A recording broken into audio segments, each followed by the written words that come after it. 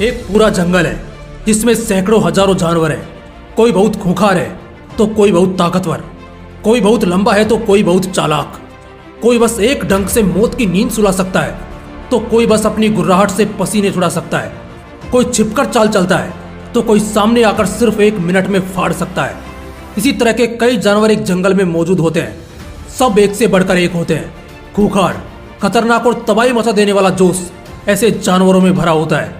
लेकिन ये सभी जानवर सिर्फ एक जानवर की दहाड़ सुनकर ही कांपने लगते हैं, भागने लगते हैं, बचने के रास्ते खोजने लगते हैं, छिपने की जगह ढूंढने लगते हैं। वो जानवर है शेर, जिसके मात्र सामने आ जाने से मौजूद जानवर की मौत 99% पक्की हो जाती है। जिसकी एक दहाड़ मात्र से पूरा इलाका हिल जाता है, कांपने लगता है।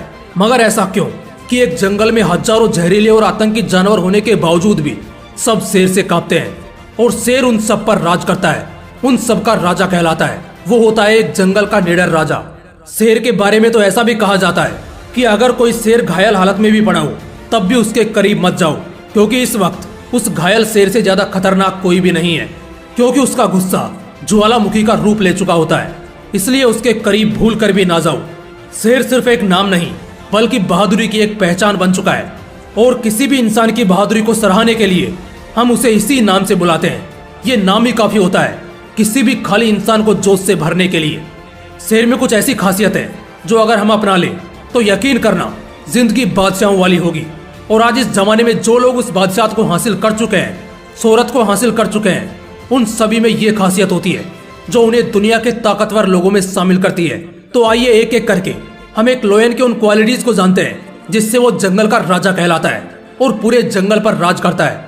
Quality number 1, strong mentality. एक मजबूत मानसिकता, जिगर, जोश, ताकत, स्किल्स और पहचान सब साथ छोड़ देगा अगर आपकी मानसिकता कमजोर होगी। इसलिए सबसे जरूरी है मानसिकता को मजबूत करना। एक शेर की मानसिकता बहुत विशाल होती है। वो अपने विजन में एकदम क्लियर होता है। जब हाथी उसके सामने आ जाता है तो उसके दिमाग में चलता है, वाह भरपेट खाना मिल गया। वहीं हाथी सोचता है, अरे बाप रे, इससे तो दूर ही रहना पड़ेगा। शेर की मानसिकता बहुत मजबूत होती है जो उसे हमेशा हर मुसीबत से बचाती है। हम इंसानों की जिंदगी में कई बार ऐसा होता है जब एक के बाद एक मुसीबतें दरवाजे पर खड़ी होती हैं। उस वक्त ज्यादातर लोग सिर पकड़कर बैठ जाते हैं क्योंकि उनका दिमाग काम करना बंद कर देता है। ठीक ऐसा ही कुछ कभी शेर के साथ भी होता है जब एक पूरा भेड़ियों का झुंड उसे घेर लेता है। उस वक्त अगर वो जरा सा भी डरेगा या अफसोस करने में वक्त बिताएगा तो भेड़िए उसे फाड़ खाएंगे। लेकिन उस वक्त शेर के दिमाग में बचने का नहीं बल्कि लड़ने का इंतकाम चल रहा होता है। वो ऐसा दांव सोच रहा होता है जिससे वो उन भेड़ियों के झुंड को उनकी औकात याद दिला दे और बता दे कि जंगल का सिर्फ एक ही राजा है और वो है शेर। इसलिए अपनी मुसीबतों से भागने के बजाय उनका सामना कीजिए। Quality number 2, attitude. मैं आज शिकार पर निकला हूँ, मैं जंगल का राजा हूँ और मैं मेरे सामने किसी को भी टिकने नहीं दूंगा। अगर आज मैं जी जान से नहीं भागा तो आज मैं भूखा मर जाऊंगा। मगर अफसोस, मेरी फितरत में मरना नहीं मारना लिखा है, और यही मेरी खासियत भी है जिसकी दहशत हर कोई महसूस करता है। मुझे फर्क नहीं पड़ता सामने भेड़िए का पूरा झुंड है या हाथी जैसा विशाल जानवर। मेरे लिए सभी मेरा भोजन है और हर किसी को मैं एक सांस में खत्म करने की काबिलियत रखता हूँ। दोस्तों, एक शेर का एटीट्यूड कुछ इसी तरह का होता है।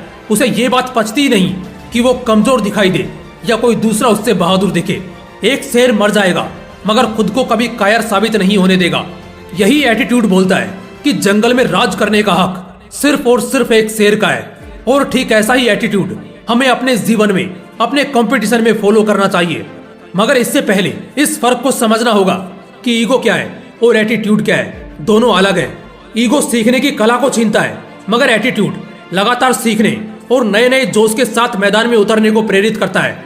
इसलिए खुद के अंदर उस एटीट्यूड को पालो जिससे तुम्हें ऐसा लगे कि तुम्हारे कंपटीशन में तुमसे बेहतर दूसरा कोई भी नहीं है, और यही तुम्हारी जीत की सबसे बड़ी वजह बनेगी। Quality number 3, pin point focus and patience. एक शेर की खासियत होती है कि वो अपने फोकस को एकदम पीक पर रखता है। सबसे पहले वो अपने शिकार को अपनी नजर पर रखता है, फिर वो उसके करीब बढ़ता है। झाड़ियों में बिना किसी शोर के ताक लगाए बस उसे घूरता रहता है और सही वक्त पर सही दांव खेलकर तुरंत उस शिकार को अपना भोजन बना लेता है। इस दौरान वो जरा सा भी डिस्ट्रैक्टेड नहीं होता, क्योंकि अगर 2 सेकंड के लिए भी उसका ध्यान उस शिकार से भटका या जरा सी भी हलचल हुई तो उसे आज भूखा रहना पड़ सकता है। और उसकी बादशाहत और दहशत को भी इससे खतरा है। इसलिए वो अपने ध्यान को एकदम तगड़ा रखता है, उसके बाद इंतजार करता है, पेशेंस रखता है और अगले ही पल दांव जीत लेता है। इससे हमें सीखना चाहिए कि जब हम किसी भी लक्ष्य की तैयारी कर रहे हो तो जब तक हम उस लक्ष्य को हासिल ना कर लें, नजर जरा सी भी नहीं भटकनी चाहिए, वरना एक हल्की सी गलती आपको आपके मंजिल से हमेशा के लिए दूर कर देगी।